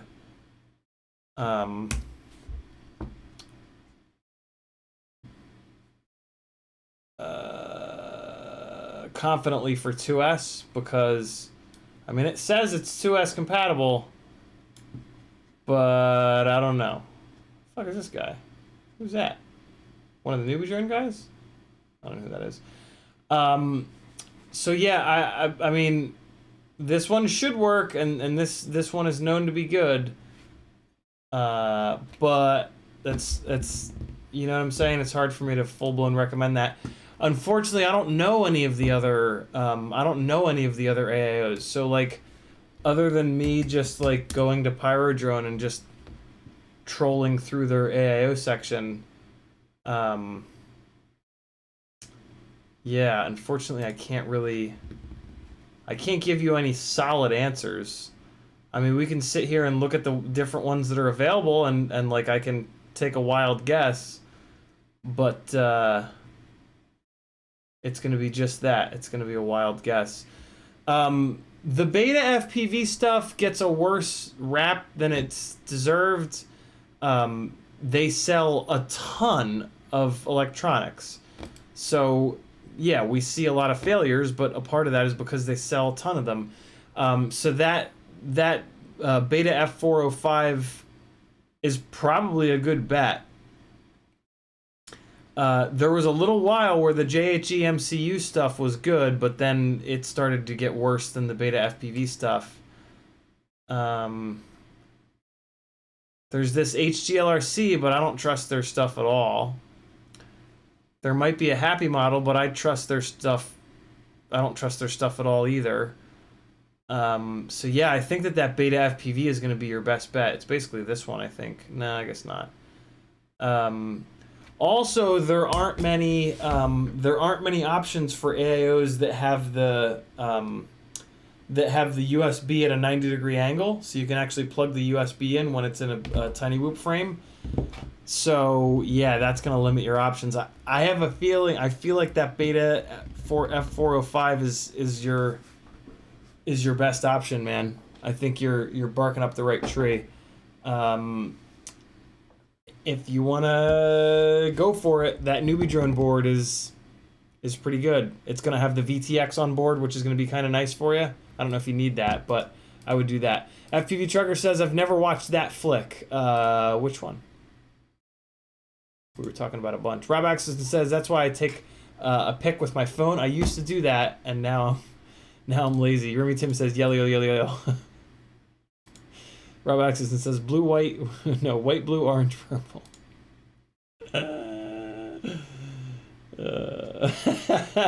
Paul McDonald is sad because he got offered a senior discount. Don't let those young motherfuckers get you down, Paul McDonald. You're not the problem, they are. Just remember that. We're not the problem. The young ones always are. Let's keep going here. We got half the things swapped over. Let's swap the rest over, and we'll take a dump live on stream, and then I'll switch the camera, and all will be right with the world again. I will have my basher build back. It's very important to always have your basher build, because that's what you do all the fun shit with. Alright, so we're going to pull this video wire off, and we'll swap this over right now. Oh, that's the wrong camera. It's raining here in Atlanta. Hasn't rained in a... Oh, no, wait, I think it rained I was about to say it hasn't rained in a little bit, but I think it actually rained the other day. We've had some really nice weather lately, though.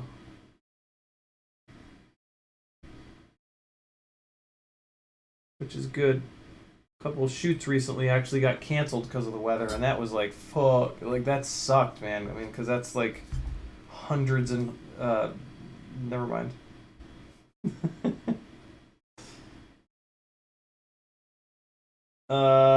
Cool. That looks good. And so now we just have these yellow and greenies in the front here. Yellow on my left, yellow on the outside, green on the inside is what I need to remember. yellow outside, green inside. Really? Oh. Nope. What the hell's going on? Tip's just really dirty, I guess. There we go. Nope. Still not cooperating. What is happening? What's the deal here? Oh, no. Oh, that's weird. That was really weird. That was really, really weird. Why was this being so strange? I might actually get a replacement tip for this thing. I feel like I might have... Man, I've left this soldering iron overnight like a bunch of times now. And I think I might have finally like actually hurt the tip. Because it's been a little funky lately. Alright, so we're going to go yellow on the outside. Green on the inside. I think that's what I said, right? There we go. Yellow outside. What the hell's happening? Oh, fuck. Come on. There we go.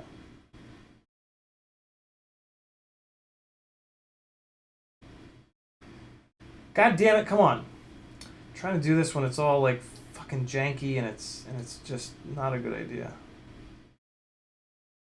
This is all up in the way. This is all... Get out of the way! No, it's all on there. Strong like. I'll do it janky again. It'll be fine. We'll do it janky. I just need you to sit in a spot where you're chill. There we go. There we go. Okay. A little bit less jank this time. A little bit less jank. This is why I hate fixing shit in the field, because it's like...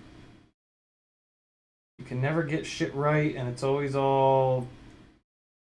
fucking like, ooh, let me twist my hand over this way, and then...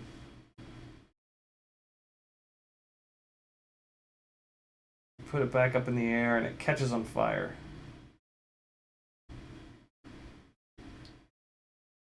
Alright, there was the yellow, here comes the green.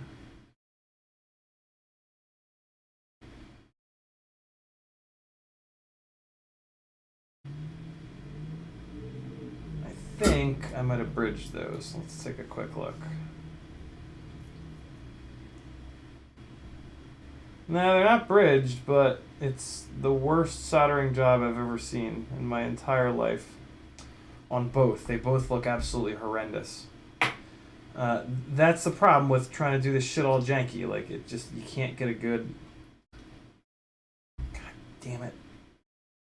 Can't find a good spot to put... I guess maybe if I put it right here and I hold it down, maybe I can get this at the right angle here. There we go. There we go. Although, oddly enough, there's not enough solder on there. Even though that pad is so goddamn small.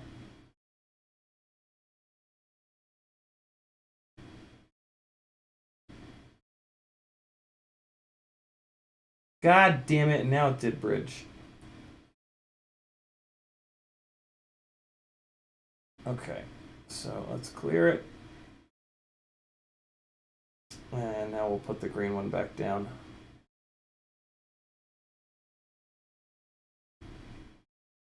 Trying to just get the green one to the very tip of the tweezers so that I can hold it nice and flat on this ridiculously small pad. Okay, there we go. Now it's facing the direction that I want. These are smaller than pads on like tiny whoop boards. It's dumb. And now I just fucking bridged it to the one next door. Alright, so now we should be good.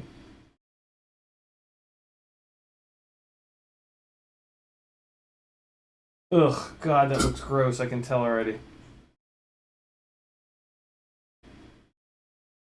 Oh yeah, that looks horrifying. God damn it, Larry. Let me get some flux on it. Oh God, I gotta order a new flux pen. This one is fucked. Alright. Good little flux on there. Maybe that's enough to just clean this guy up. He's being a real dick. I'm going to come in there dry. I'm actually just going to use my fingernail to hold the wire down. Probably burn myself a little bit, but that's okay at this point. I just want this to be done.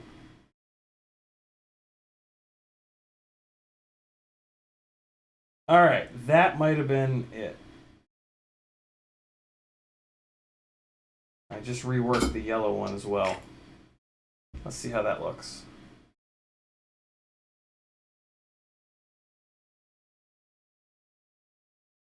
Well, it looks terrible. It's actually fine, but there's still just not quite enough solder on there. I don't know where the hell the solder is going, but it ain't staying where I want it to be. This is getting a little annoying, but it's going to be fine.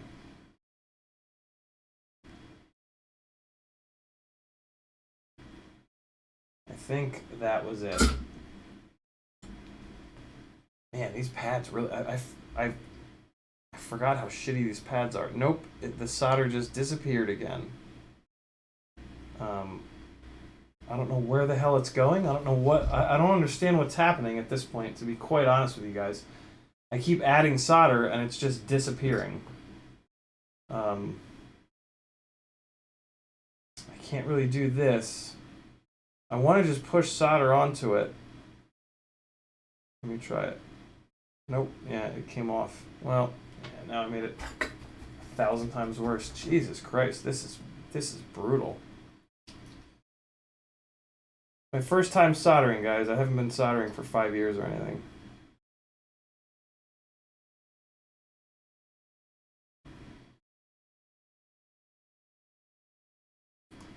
One of the problems is the exposed part of this wire is a little too long. So let me stop being a lazy shit and I'll cut it back a little bit.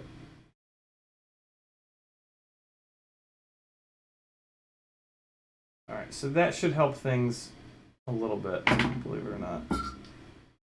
Let's try this one more time. There's a much bigger blob of solder on there now, so this should actually be a lot better.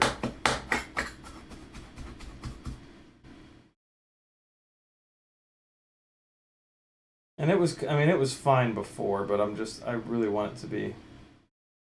On the basher rig, I always try to get all the joints, like, absolutely gorgeous, so that they're as strong as possible.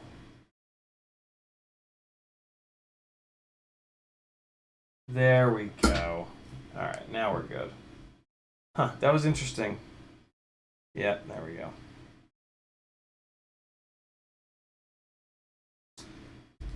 Yeah, that was weird. That was very weird. It's alright. Soldering is hard, even for people that have done it 10 million times.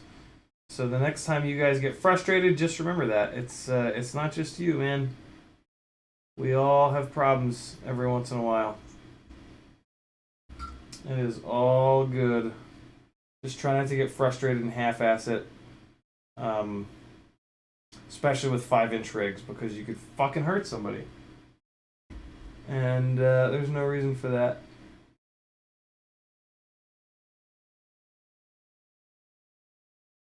No reason. You don't want to be that guy. In life, I'll do whatever it takes to not be that guy.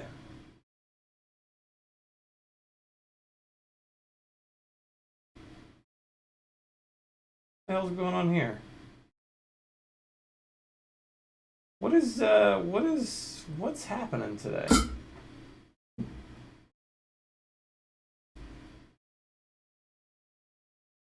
Why, what? Is it not hot enough?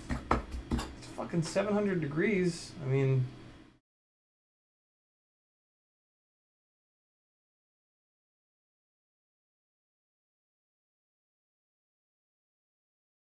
Oh, no, I just wasn't getting to the pad.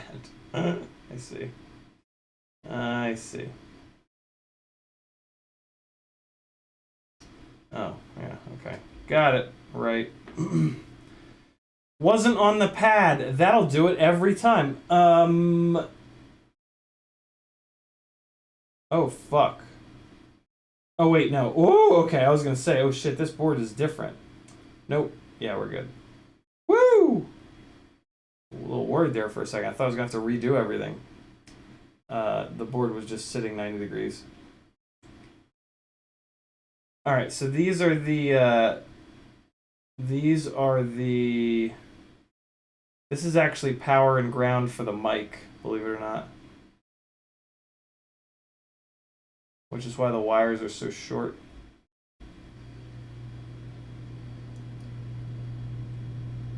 Alright, there's ground. Here comes power.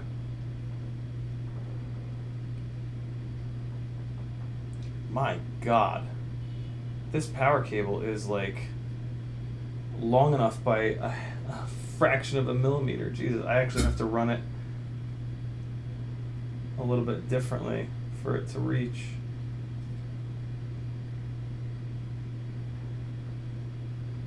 Man, I cut this a little too close. I cut this a little too short. But it's going to be alright. That's why it was so weird to get the tip of the iron in there.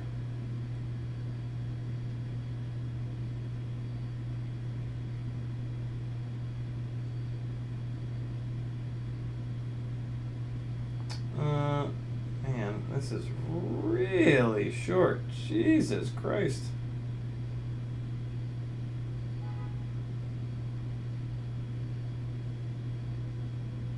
Okay, good to go.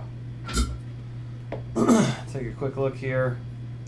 And oh yeah, beautiful. All right, we're good. Everybody's happy. And just give this guy a little poke and prod to make sure he's cool. Yeah, he's good. Okay. FPV trucker never watched The Big Lebowski. Go now. Nothing that's going to happen on this stream is any better than The Big Lebowski, to be totally honest. Andrew Duncan with a $2 super chat. He says, appreciate your opinion, bud. Full send on the F405. Nice, man. Get FPV or Pyro Drone so that when it blows up, you won't have to deal with a big hassle in having them replace it. RDQ, classically, to get stuff returned is a lot more of a pain in the ass.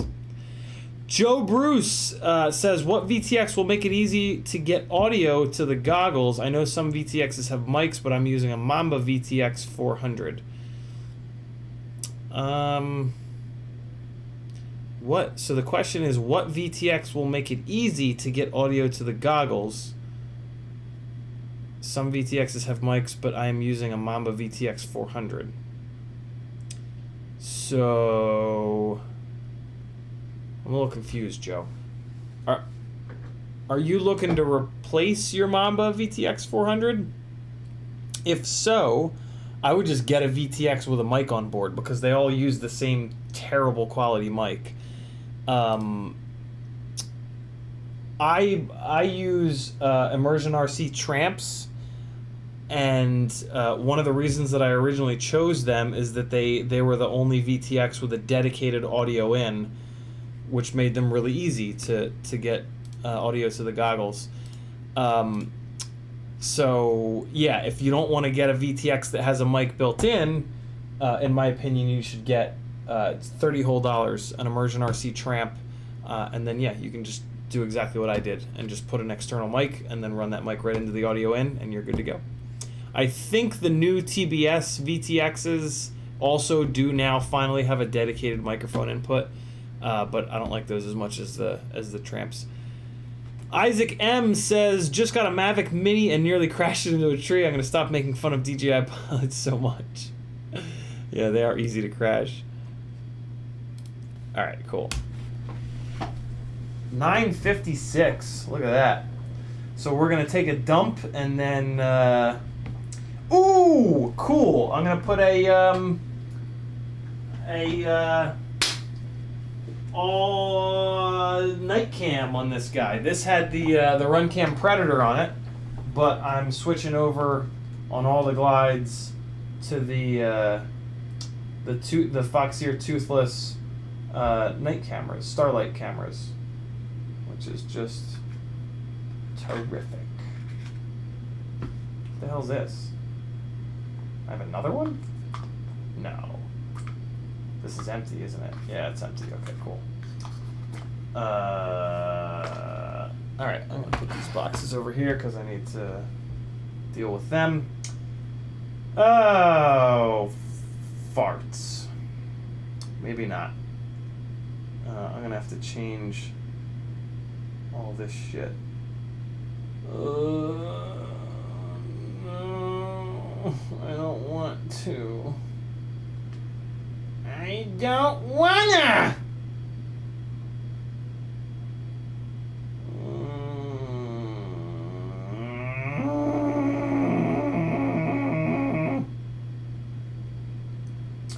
This has a plug that's not going to just directly plug in. And that's annoying. And I'm trying to figure out what I want to do right now. Give me a second. I'm trying to figure out the laziest possible thing that I can do right now. Least work, but which doesn't, what I can do that doesn't sacrifice quality, or, you know, doing it the right way but doing it lazy. Well, you see, I could just strip them and direct solder them, but see, I've got these two. On this rig, I'm powering the camera from the VTX to try to get the cleanest possible signal. Usually I just power the camera from the flight controller. But on this rig I'm not. So what am I going to do here? I could pull the pins. It's a definite option, and then just grab one of these little three pin donkeys, like this little guy here. Nope, that's a 4-pin. Here's a 3-pin. That's what I'm gonna do. I'm just gonna pull the pins on this. Yeah. Well.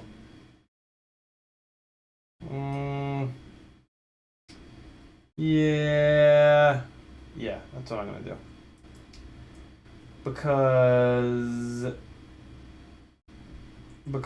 Just because.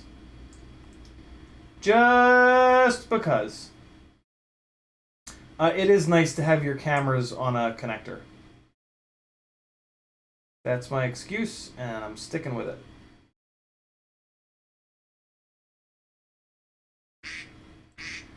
Okay, phone, okay, I got you. Oh, I can't do this because they have a double ground in there.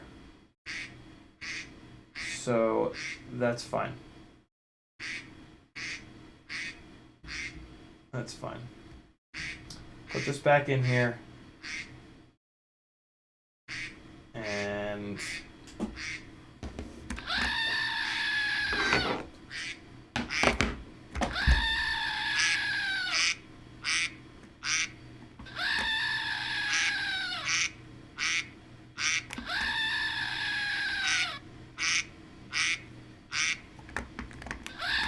oh boy. Okay, enough. No, don't snooze. No. No snoozing. How do I turn that off? I don't want you to be No. Get away. Get away. No. Stop it. Stop snoozing. Stop it. There we go. Imp FPV with a 5-pound super chat. He says, for your upcoming Mazda i2 drive, a little Mazda 2, and love it. Very cool, Imp. What year is yours? Gear fund. 5 pounds is almost 10 American cheeseburger dollars. So we go from 1935 to 1945. Thank you, brother. Very, very kind of you. Much appreciated on the support. All right. Joe Bruce, you're welcome. Bob Noxious is in the house. How are you, Bob? So I'm gonna do a thing. I'm going to do the things. Man, I wish I wasn't. Where's the VTX ground? Is the VTX ground over here? Where the hell's the VTX grounding? Is it grounding to the ESC? Might be. How do I have this rig built? This is ground going back to the VTX. I must have this rig. Oh, it is. Yeah, I can see it. Here it is. Yeah, so this VTX is powered directly off the ESC. Interesting, man. This Acon ESC blew up, and there was like nothing pulling on the 5 volt. This had the least shit pulling on it out of like any build. What am I doing here? This is what I'm doing. I really hate soldering wire to wire. I really hate it. What am I doing here? I cut this off. Will these little friends pop off? Nope. Maybe. No. Okay. So I'm just gonna cut them. I have plenty of extra wire on here anyway. Cutting that. Cutting that. And restrip these, tin them. Think about soldering this direct. But it is really nice to have the connector on the camera just in case you want to swap it. God forbid a fancy new camera comes out. It's nice being able to just plug it in with the standard 3-pin plug, not with these bullshit 5-pin plugs that some of these idiots chose to use. Foxy, you're looking at you. Goddamn donkeys.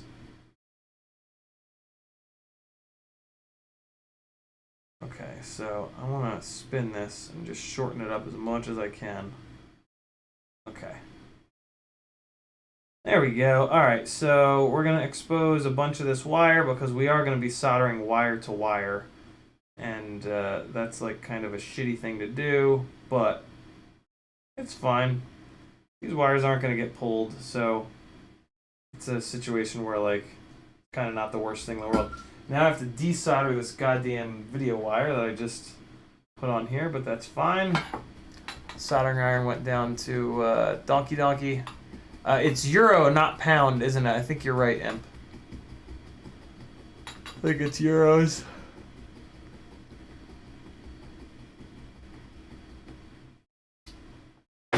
Okay.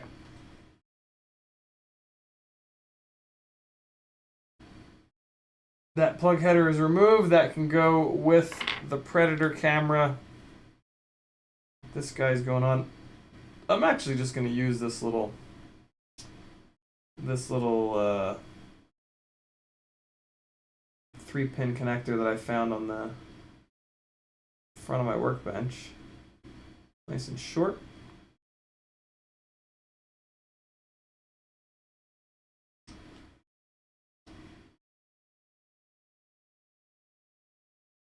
Yeah, I'm beginning to think that the tip of this soldering iron is fucked.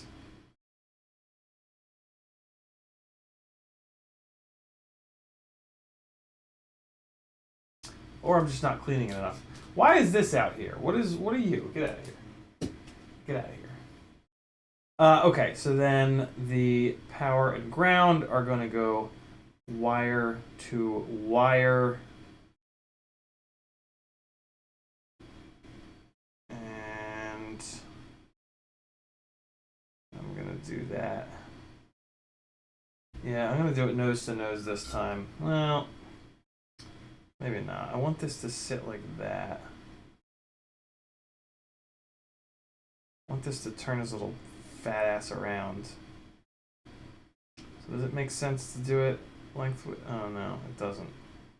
Yeah, no, okay. So let me get a couple little pieces of tiny shrimp wrap,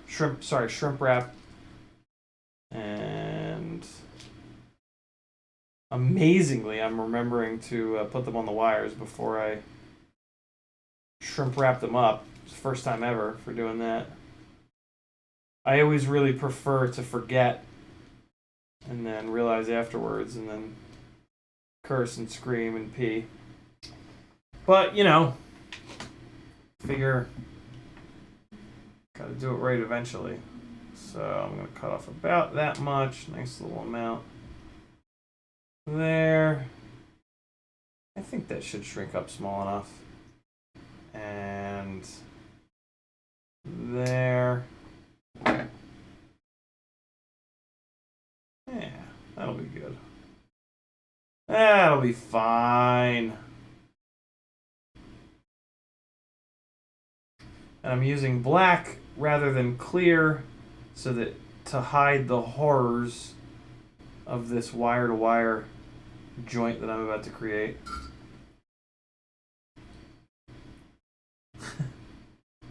Not really. It's because it's the only stuff I have that's small enough.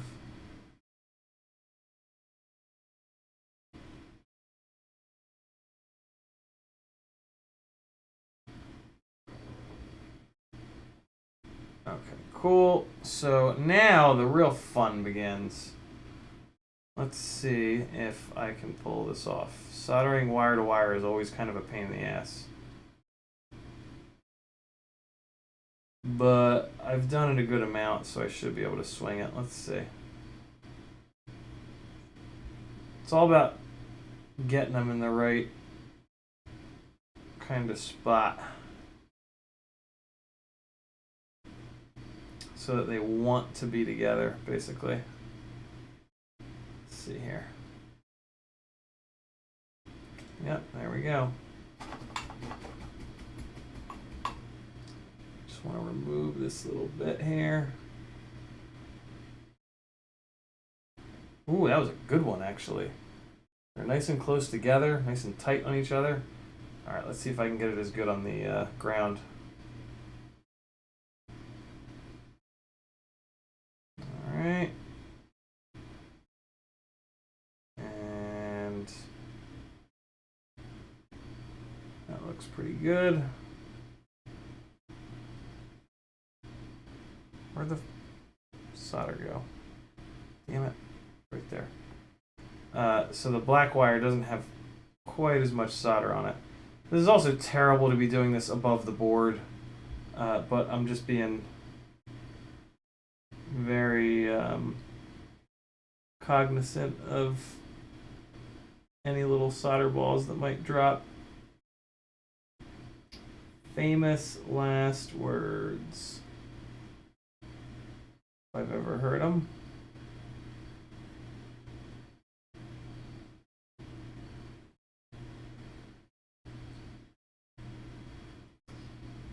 That looks okay. Maybe? Let's take a look. The positive looks great. The ground looks terrible. Let's fix it.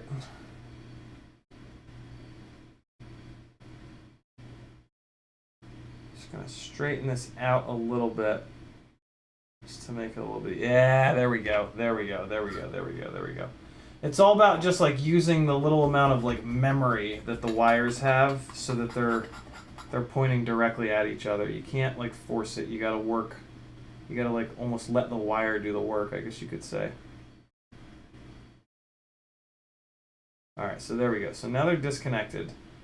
So now I'm just gonna wrap this guy down just to make him kind of want to go straight ahead. And then I'm going to control this one. Yeah, that's looking much better. Yeah, there we go. Although, pushing itself around with the... When I pull on this, the red wire kind of pushes it, so I need to like...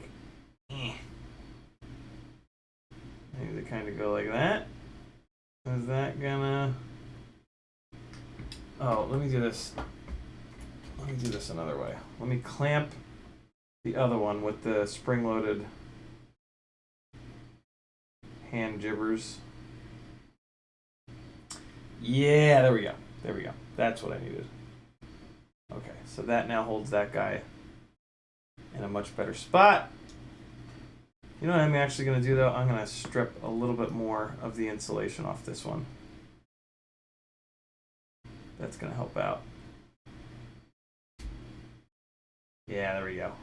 I just took like half a millimeter, if that, but these guys are so small that that's kind of the perfect amount. Okay, so if I put this guy up here, yeah, there we go. That is gorgeous. That's exactly what I needed. Push the shrimp wrap up the wire so it doesn't get too hot, and shrimp in a spot that I don't want it to be shrimping. And here we go. Tin the tip of the iron.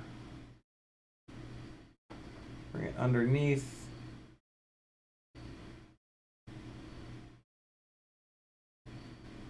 There we go. That's the stuff.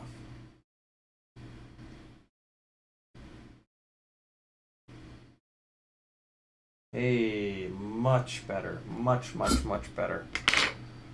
That might actually be okay. Hold on, I'm just going to get in here. Yeah, that's about as good as it's going to get for a wire-to-wire connection.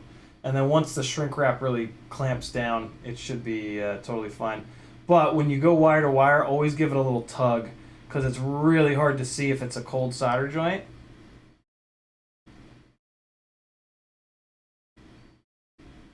Nah, we're good. There's a nice big blob that's going through all the little strands. So yeah, this should be totally fine. All right. Shrimp wrap, engage, and hit it with some fire.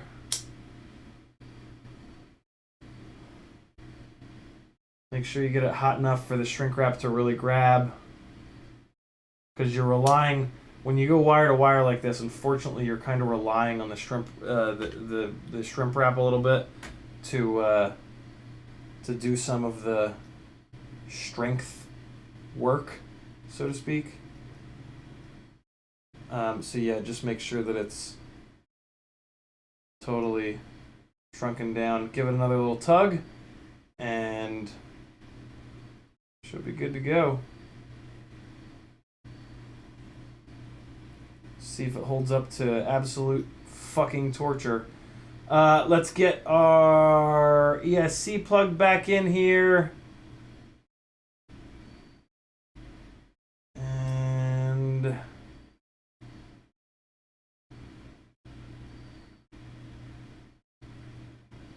alright. And now these guys are good. Just kind of hanging out here. That looks good. Camera goes in. Wires go back and plug in. Alright, I'm actually going to leave that there, and I'm going to finish it up tomorrow, probably. Because I got really nothing planned tomorrow.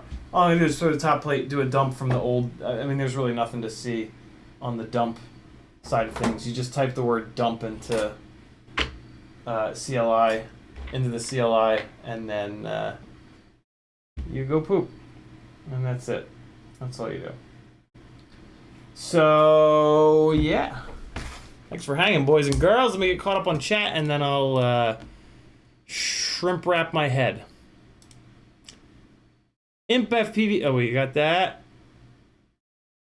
Jackalope FPV with a $5 super chat. He says, "Were the shrimp harvested in a sustainable manner?" They were. I only use fully green eco shrimp wrap. It's important. We all got to do our part. Austin Jennings says, got to check out the heat shrink that has solder in the middle of it so you can, so all you got to use is a heat gun. I've seen the little infomercials from that. That shit looks cool. They don't make a small version of it. They only make it for like big thick wires. But yeah, that shit is pretty cool. I always like seeing that. Seeing those little infomercials. Again, the new t-shirt designs are up on Teespring with Kill All Carbon in 2-color. I have to fix it because for some reason it doubled. But yeah, the Kill All Carbon artwork has now been replaced from all red to red and white. Just makes it stand out a little bit better. And I also made I made my logo a little bigger on the back. Does that on the previous one I made the logo really small for some reason? I don't know. I feel like that's a good size, right? Is that the right size for it on the back? I don't want it to be too big. It's not what she said. And then yeah, there's the poster that I really want the goddamn tote bag to come back in stock. And I got so yeah, I got a sample of the t-shirt and I got a sample of the iPhone case coming, so that should be fun. But yeah, I gotta fix. I don't know why the hell this is all jacked up like this. But I'll get to the bottom of it. All right, ladies and germs, thank you for hanging out. My name's Aaron Ciotti. CiottiFPV.com is a spot where you can support me so that I can keep going on this wild and wacky FPV adventure. Christopher Young with a last-minute $5 super chat. He says, "I'm gonna hit you up, buddy. Glad to see you on the grind, my man." Thank you, Chris. Hey, Chris, I still have your charger and cable, maybe. Now that I say that, I don't know where the hell I put it. I'd let it sit out for a while. It might have disappeared. But yeah, hit me up, Chris. Let's hang again. Thanks for hanging, people. I love every single one of you. I hope you have an awesome night and an awesome Thursday. And I'll see you again on Friday at 7 o'clock. Hold on. Friday might be a little tight. Yeah, Friday I have a gig. I'm still waiting on confirmation though. I don't know. Friday I might go on a little bit later. Friday might turn into like an 8 o'clock stream, but we'll see. Here comes some more flying from that crazy tree spot. This is the second battery. Let me throw some epidemic sounds under this. And see you guys on Friday. Hey, I might actually do a FPV Crate unboxing stream tomorrow. Probably in the afternoon. Yeah, so look out for that. Here comes some future bass from Squid. Hopefully it's not terrible. Love you guys. Be good. Later.